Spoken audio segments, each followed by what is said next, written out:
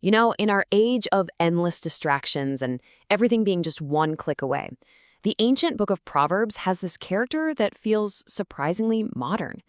We're talking about the sluggard. And this isn't just about loving your snooze button. It's a really deep dive into the psychology of inaction and excuses. It honestly feels like it could have been written yesterday. So let's break down this timeless character study. So here's our game plan. First, we're going to meet the sluggard and figure out what makes them tick. Then we'll look at their almost genius level talent for making excuses. After that, we'll see where those choices ultimately lead, discover a pretty surprising source of wisdom, and finally, weigh the two very different paths that Proverbs lays out for all of us. All right, let's get right into it and properly introduce our main character. You see, what's so brilliant about Proverbs is that it doesn't just hand you a list of do's and don'ts. No, it paints a vivid picture of a type of person, showing you their mindset and the world they create for themselves, one lazy decision at a time. The key word here, and this comes straight from the original Hebrew, is atzel. And yeah, it's pretty straightforward. It means a lazy or sluggish person.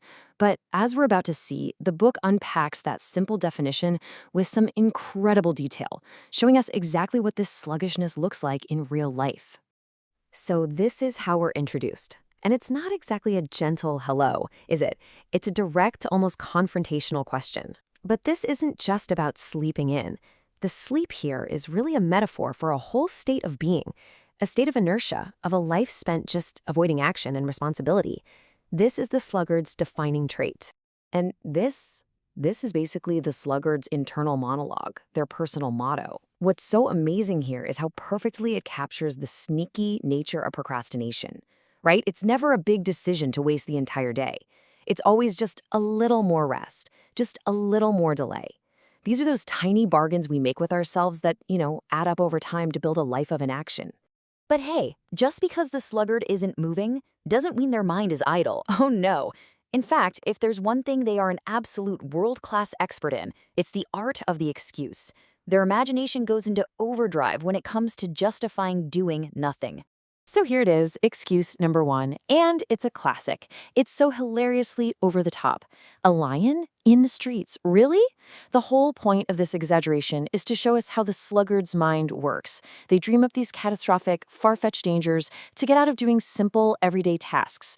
Any risk, it doesn't matter how tiny or imaginary, is a perfectly good reason to just stay put.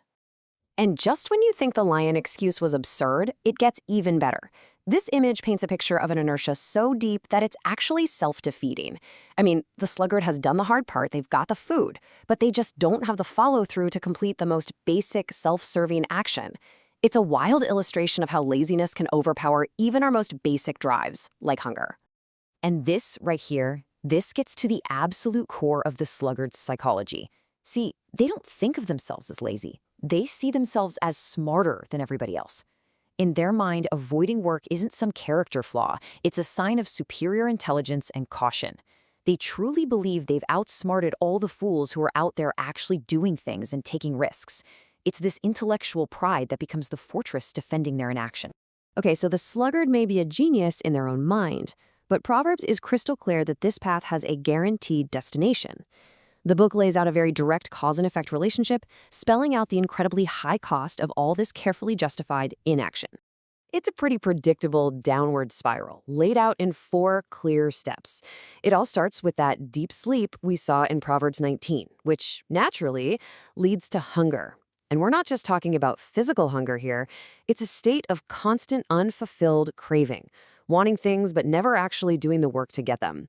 Well, inevitably, as Proverbs 6 tells us, poverty shows up like a robber. And the final step? A total loss of freedom.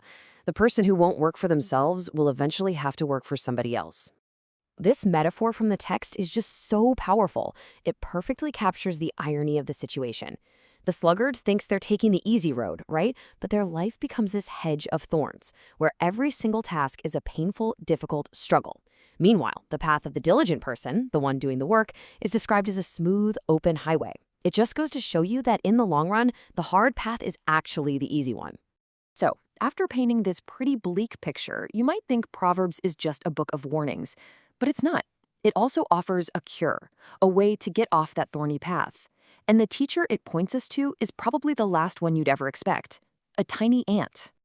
I mean, listen to that. It's a direct command. The writer is basically saying, stop listening to your own excuses and go get a real education from an ant. The ant is set up as the perfect anti-sluggard, the living, breathing embodiment of all the wisdom that laziness just doesn't have. So what is it about the ant's ways that we're supposed to learn? Well, the text points out three key things.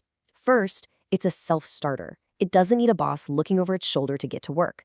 Second, it has foresight. It works hard in the summer when food is everywhere to prepare for the winter. And third, it understands timing. It acts with urgency when it's harvest time. So the core lesson here feels like it could have been written for a modern productivity seminar. Diligence isn't just about working hard when someone tells you to. It's about being proactive. It's about taking personal initiative, thinking ahead, and really getting that the work you put in today is what sets you up for the challenges and opportunities of tomorrow. And that brings us to our final section, where the contrast between these two ways of life becomes sharper than ever. Proverbs is constantly putting the outcomes for the sluggard and the diligent person right next to each other, showing that our choices create vastly different realities. I mean, just look at this side-by-side comparison. It could not be any clearer.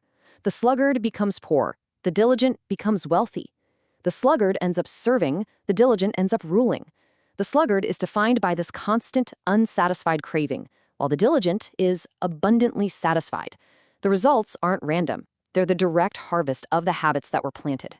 So ultimately, what does this all boil down to? It boils down to this number, 2. Over and over again, Proverbs presents us with just two options, two paths, and two very, very different destinations. And that's really the big takeaway here, isn't it? That little sleep, little slumber, those small delays, they aren't neutral. Every single one is a brick we're laying on one of these two roads. Our daily habits are always building our future. The only real question is, which one are they building? So, as we wrap this up, the final question really isn't about some ancient character from a book. It's about us, right now, looking at that thorny path and the open highway. Which one are your daily habits, your